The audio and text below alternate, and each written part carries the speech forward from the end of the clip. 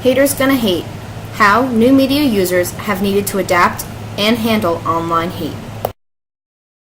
New media is defined as the use of online and technologically based media resources and 21st century digitally accessible tools that allow for mass communication and usability.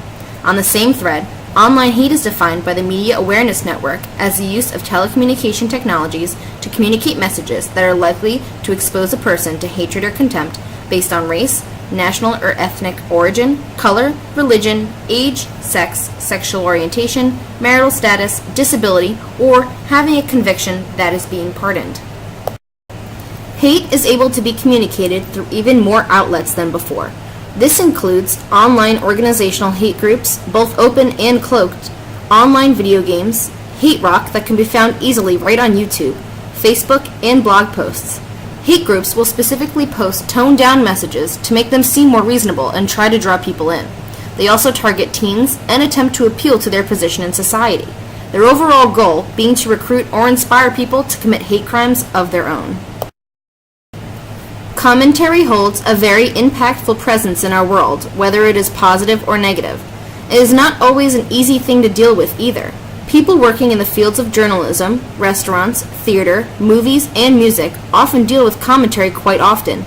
In fact, an editor of the Time, Nancy Gibbs, says that 53% of her journalists receive hate in many different forms regularly based on their work.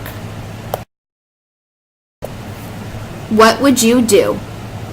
A TV show that stages controversial scenarios with actors to see how the public reacts and if they would step in. This video shows a person with a disability working as a grocery bagger and enduring hateful comments at the hands of a customer who is an actress. See what happens. We wonder, what will customers do when confronted with this kind of intolerance? You have to go faster. This woman is shocked, but will she stand up for Josh? They shouldn't hire these people, right? I don't know. I think we more or less try to help them out, you know? Their reactions are slow, you know what I mean? Right, I know what you're saying. She backs down. Why didn't you tell her? Why didn't you confront her, get in her face? Well, I just didn't want to get involved too much with that. I mean, she can lash out at me in any kind of way, and that's what I'm trying to avoid. A scenario like this has the possibility of taking place every day online without anyone ever knowing, or without the chance of a passerby being able to defend the victim. In the clip, the woman clearly did not believe the things being said were kind or necessary, but she was nervous about the mean lady lashing out at her as well. While this is of concern, it is also important to understand in certain situations, by not saying anything, you are also validating the attacker's actions and opinions.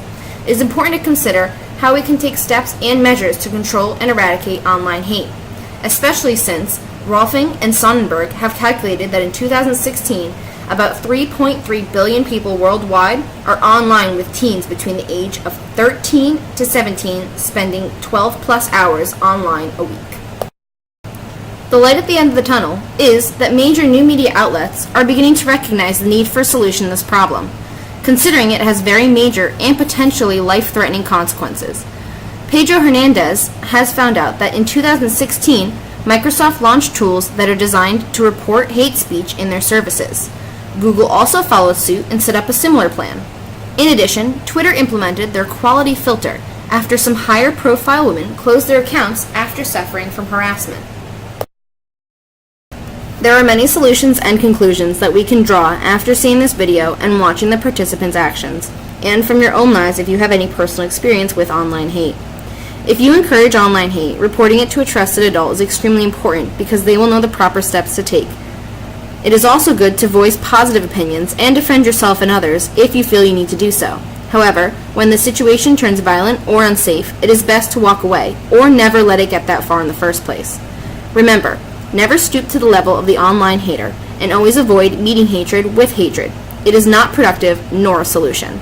New media can be a dangerous world, and we need to be smart and safe. At the end of the day, I always follow the age-old saying, if you don't have something nice to say, don't say it at all.